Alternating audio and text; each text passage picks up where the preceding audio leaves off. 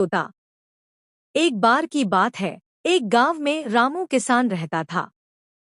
रामू बड़ा ही सीधे सादे स्वभाव का था, लेकिन उसके मन में हमेशा कुछ न कुछ नया करने की सूझती रहती थी। एक दिन रामू शहर की हाट में गया और वहां उसने एक तोता देखा, हरे रंग का, सुर्ख लाल चोंच और पिंजरे में बैठा शांत। दुकानदार चिल्लाया, आओ आओ, बोलने वाला तोता खरीदो। जो सुनेगा वही बोलेगा और कभी बोर नहीं करेगा। रामू चौंका। बोलने वाला तोता, मतलब ये मेरी बातें दोहराएगा। दुकानदार बोला, हाँ साहब, एकदम खास तोता है। एक बार जो बोले, बस रट लगाकर सुनाता है।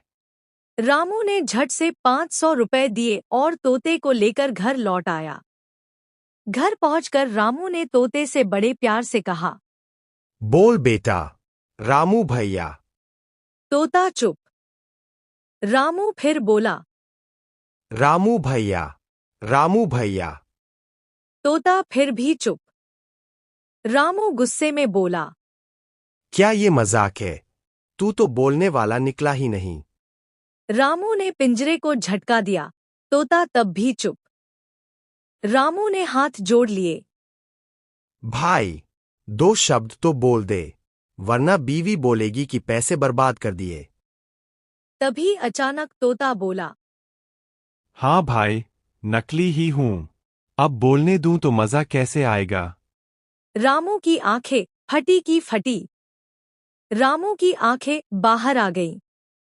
उसने कहा, अरे बाप रे, तू नकली होते हुए भी बोल रहा है। तोता बोला, तूने खुद ही कहा, नकली बोलता नहीं, लेकिन मैं तो अपवाद हूँ। रामू बोला, इतना चालाक तो मैं भी नहीं हूं जितना तू है। इसलिए तो तू खेत जोतता है और मैं एसी शॉप में बिकता हूँ। अब तो रामू का तोता गांव का हीरो बन गया। हर कोई आता और कहता, तोते मियाँ, एक जोक सुनाओ। तोता बोलता। अब तो रामू का तोता गांव का हीरो बन गया। हर कोई आता और कहता, तोते मियाँ, एक जोक सुनाओ। तोता बोलता। एक मुर्गा साइकिल चला रहा था, तभी अंडा गिरा। अब बताओ, ब्रेक किसने लगाया। गांव वाले। कौन? तोता। अंडे ने। सीख। कभी कभी जो नकली लगता है, वही सबसे असली मनोरंजन दे जाता है। और बुद्धिमानी सिर्फ इंसानों में नहीं होती, पंछियों में भी होती है। बसा एक छोटा सा गांव था, नयापुर। वहीं रहता था 12 साल का एक जिज्ञासु लड़का, आरव। वह आम बच्चों से थोड़ा अलग था।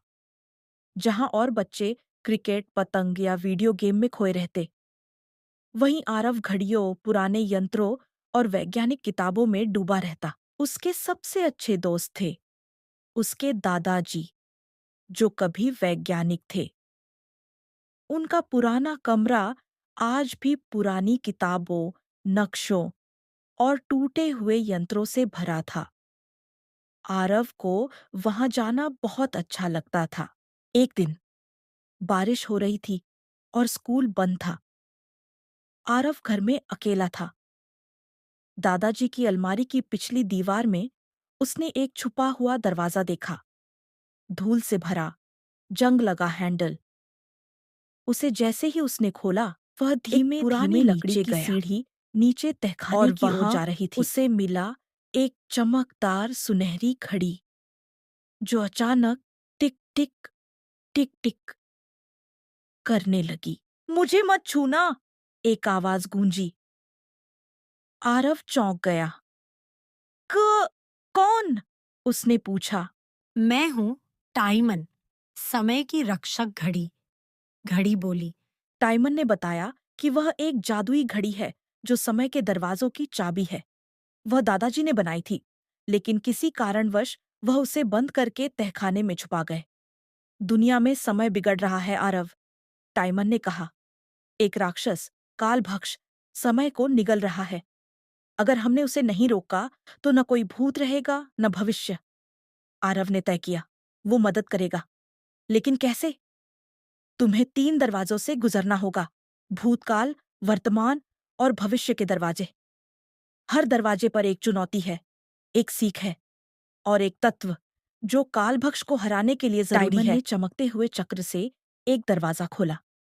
आरव उसके भीतर गया और खुद को 1970 के गांव में पाया। ये कहाँ हूं मैं? वहां उसने एक छोटा लड़का देखा, वही मुस्कान, वही बाल। वो उसके दादाजी थे, बचपन में।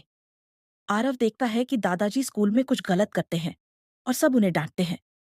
लेकिन एक बूढ़े शिक्षक उन्हें समझाते हैं, गलती कोई पाप नहीं, उससे सीखना कला है। आरव समझता है कि अतीत को बदलना नहीं चाहिए, सिर्फ उससे सीखना चाहिए। वहां उसे पहला तत्व मिला, सहनशीलता की रेत। जैसे ही वह उसे उठाता है, दरवाजा खुलता है। अब टाइमन उसे वर्तमान के ही एक हिस्से में ले जाती है, लेकिन एक वैकल्पिक दुनिया में, जहां आरव के दोस्त परेशानी में है। एक दोस्त पेड़ से गिर गया है, दूसरा डूब रहा है, लेकिन वहां कोई मदद नहीं करता। सब मोबाइल में लगे हैं। आरव दौड़ता है, सबको बचाता है। टाइमन पूछती है, क्या तुम जानते हो तुमने क्या किया? मैंने दोस्ती निभाई। नहीं, वह मुस्कुराई। तुमने हिम्मत दिखाई और एकता की ताकत सिखाई। वहां उसे दूसरा तत्व मिला, हिम्मत की लौ। अब आरव जाता है भविष्य में, एक उजड़ा संसार, जहां कोई घड़ी नहीं चल रही, सूरज नहीं निकलता और सब कुछ ठहरा हुआ है। वहां रहता है कालभक्ष, अंधेरे में गूंजती उसकी हंसी, जैसे समय को चबा रही हो। मैं समय हूं, मैं अनंत हूं, तुम कौन होते हो मुझे रोकने वाले? आरव डरता है, लेकिन अपनी जेब से निकालता है तीसरा तत्व, ज्ञान का पत्थर, जो उसे टाइमन ने उसी दौरान दिया था, जब वो अपने दादाजी की किताबों से सच्चाई जानता है। वो तीनों तत्वों को मिलाकर बनाता है कालबिंदु, एक शक्ति जो समय को स्थिर कर सकती है। भयंकर लड़ाई होती है। कालभक्ष आरव को निगलने ही वाला होता है कि टाइमन आगे आकर बलिदान दे देती है और समय का पहिया फिर से घूमने लगता है। आरव घर लौटता है। सब कुछ सामान्य है, लेकिन अब वो बदल चुका है।